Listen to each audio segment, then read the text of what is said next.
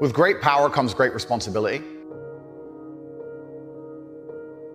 My content existed because I tried my very hardest to be an absolute and utter realist, especially with uncomfortable truths. I was pointing out that very uncomfortable. Is that a truth? It's an uncomfortable truth in many parts of the world. It's not a truth that I'm happy about. I don't want to be seen as a negative influence in the world. I know that there's a whole bunch of men. I get thousands of emails a week from men whose lives I've saved. I get thousands of emails a week from men who are on the verge of suicide and I've saved their lives. I believe in protecting and providing. I've been misunderstood. I don't want anybody to be offended by anything I say. I want to be a positive force in the world. I don't want anybody to hear what I say and make them feel bad about themselves. I want all people to live righteous and good, whether they're male or female. I think righteous is living true to your heart and knowing that you're doing good by people, not snaking anybody, not lying to anybody. I know I live a very righteous life. The government is not capable of helping the poor.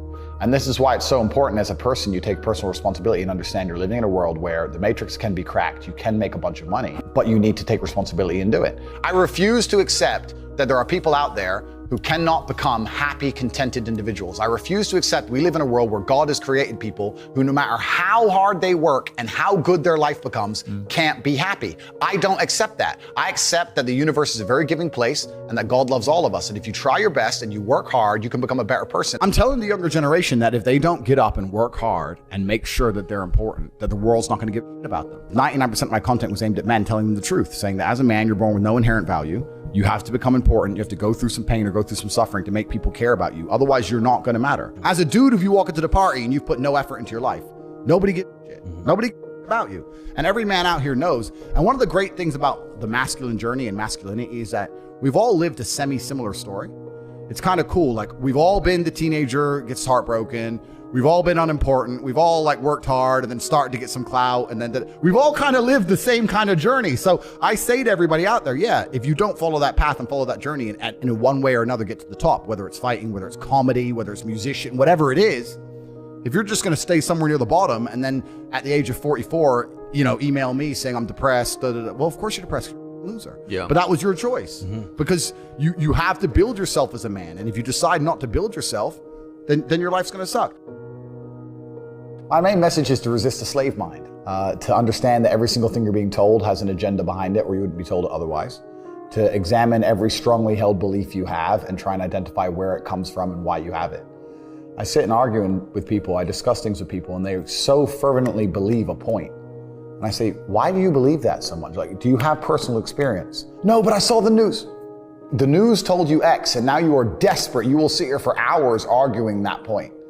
A lot of people are completely empty vessels ready to be programmed. And I try and tell people, listen, to just stop for a second and understand that the things they're telling you to believe are not necessarily for your benefit.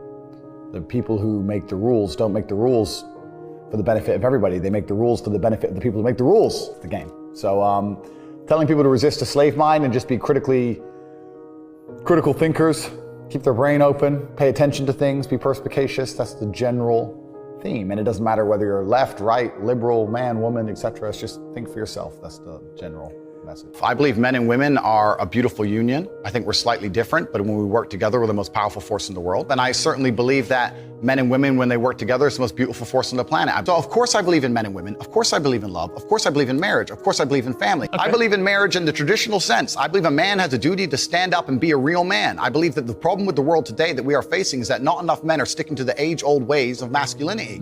I believe that me standing up and saying a man must protect a woman and provide for her, so he needs to make sure that she's safe. He needs a degree of authority. I believe women are sovereign individuals and they can make any choice they so desire. I think that it's important that we remember that a man has a duty. I think I certainly in my relationship have a financial responsibility to provide for my woman. My woman would never have to work unless she wanted to because I'm the kind of person who works hard enough. And I'll make another point that needs to be said. The number of women who have stood up and stuck up for me is ignored. Thousands of women are making videos saying, I've met Andrew Tate, he's such a nice guy. I wish I had a man like Andrew Tate who felt responsible to protect and provide for me. You know what? I do belong to my husband. That's why I married him and I love him. We ignore the thousands of women who stood up and stood by me and said everything I said is true. This is that there's a large contingent of men who still want to make money, go to the gym, be strong, drive a fast car, be traditionally masculine, and don't want to be shamed for that. And I believe that feeling depressed is real. I don't believe depression as a clinical disease is real. No. I think PTSD is very real. Unfortunately, I have some friends who suffer from that. I know that feeling depressed is real. I believe that the number one power you have against these things are trying to take control of your own mind and affecting your own life. I believe that it's not healthy to hand over all your power and believe that depression is an outside disease that you can't affect. I know that when I've had difficult periods in my life, and also many of my friends, like I've said, suffer from PTSD and been through terrible things. I've lived a very difficult life, and I know people who have, that the things that made them feel better is when they woke up and said, you know what, I'm not gonna allow this to damage me anymore. I'm gonna take responsibility. I'm gonna get up and I'm gonna fight this as hard as I can. If someone comes to me and says, I'm clinically depressed, or I feel very, very sad, I would say the first thing you need to do is stop accepting the identity of a clinically depressed person. Stop accepting you have no control over this. And what you need to do is stop identifying that way, and let's work together to try and fight against it. A lot of people who are clinically depressed are suffering with something in their life, and if you fix the problem in their life, perhaps they won't feel depressed anymore. The thousands of people who have emailed me saying, my doctor told me I was clinically depressed and it's a disease that I have got in my brain and I can't be fixed. And I started listening to you and I realized that that's not the case and I can fix my own life, and you're the only person who has ever helped me. I believe feeling depressed is real.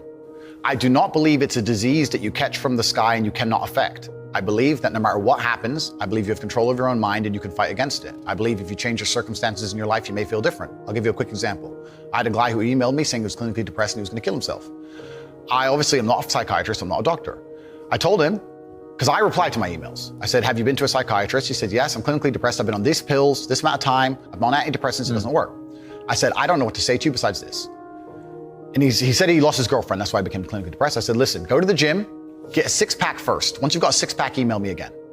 If you still feel like killing yourself, I don't know what else to say to you. But I'd say, strong body is a strong mind, go train. He went, he started sending me progress pictures, emailing me him getting in better shape, and eventually got a six-pack. He's now a professional bodybuilder. And he said, I can't believe I was considering that. I feel so much better, etc. The doctor was telling him he was clinically depressed and couldn't cure it. He started taking control of his own life, and now he felt better. That if somebody has depression of any kind, whether it's clinical, whether it exists or not, whether they feel depressed or not, whatever, that taking control of their life, taking personal responsibility and working hard is always going to be the positive, best thing they can possibly do for their life going forward. How positive is it? Them. Of course, money can't buy happiness, I agree. But money is the third most important thing in the world. First is your health, because you have nothing if you're going to die. Second is your relationships, because you need love and family, that matters the most. But money can buy everything else. So money's the third most important thing. The average people come to me and say, what do I do? I'm just the average guy. And my only answer is stop being the average guy. It's my only answer. You can't just be the average guy anymore. The idea from the 1950s that you can just be the normal, average, law-abiding, hard-working citizen and you'll have a good life is gone. Any man out here who goes, I'm just going to work hard, do my bit, and obey the laws, and I'll have a good life. No, you won't. No, you will not.